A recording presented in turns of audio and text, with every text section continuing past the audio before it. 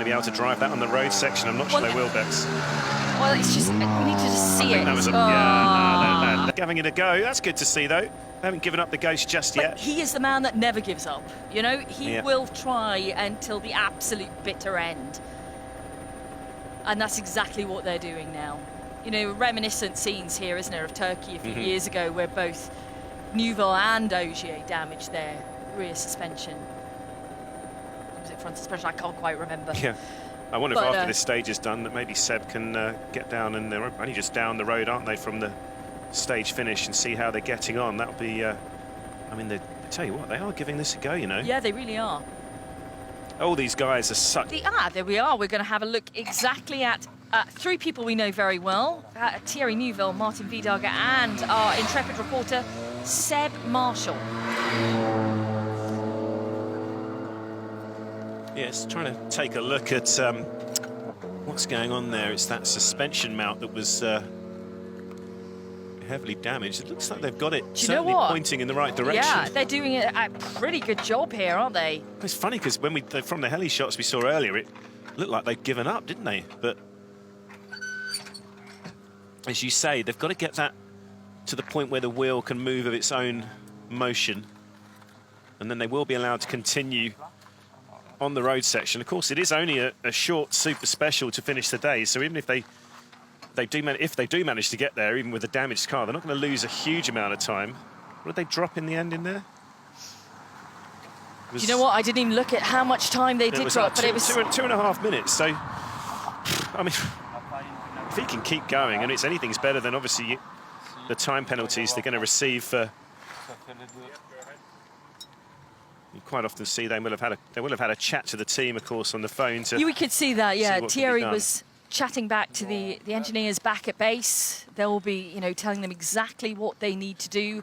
I mean, at the moment he's dropped down to 9th place. So if they can get this thing going, I mean, they're back in the running again. I mean, they're a long way ahead, but it means at least they can pick up a couple of consolation points and hopefully have a go for power stage points and the famous FAF, of course, on Sunday. That's going to be wonderful to be back there, but great work here. Don't know much about Martin's technical prowess, do you? I was his new co-driver. I've never asked him about his technical prowess, but I tell you what, this is now the test, isn't it? Together they have to work, you know, they're working pretty calmly right now. They have to get everything exactly right to be able to continue on. A couple of cable ties being used there as well, aren't they? So it's got those... Mate, they will be using absolutely everything to try and get this attached so that wheel will be able to move freely. Yeah. You can see the cable tie on the arm there. These little suspension arms, you can see one of them's got a big kink in it, but it is remarkable. Yeah, a couple of straps, I thought they might come into play as well. Trying to get that as straight as they can.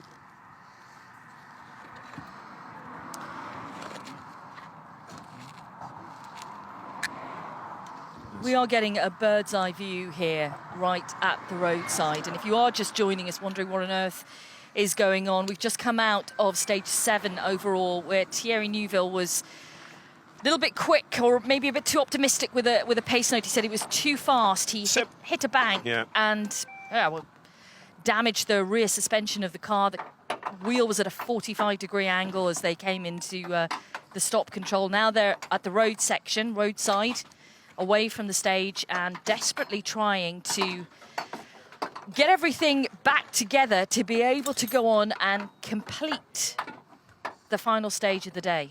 Our man Seb Marshall's down there, isn't he? He is, yeah. We should be able to get under the car there, Seb, and tell us what's going on. Yeah, live commentary. We can see in the service park, team boss there, Andrea Adamo, and I can imagine, you know, for the team looking on, it's a pretty frustrating watch because, yeah, you know, you get the mechanics in there, they'd be doing it, and they'd want to get their hands on it. It's all reliant now on Thierry and Martin to see if they can effect a repair to get them moving. It's such a complicated part of the car, isn't it, under these suspension mounts. It's remarkable, really. Certainly seen Martin being given the drill when they first started together. Certainly saw them practicing their their wheel changes, but I guess this is something they'll also change, because it does happen, not regularly, but it's...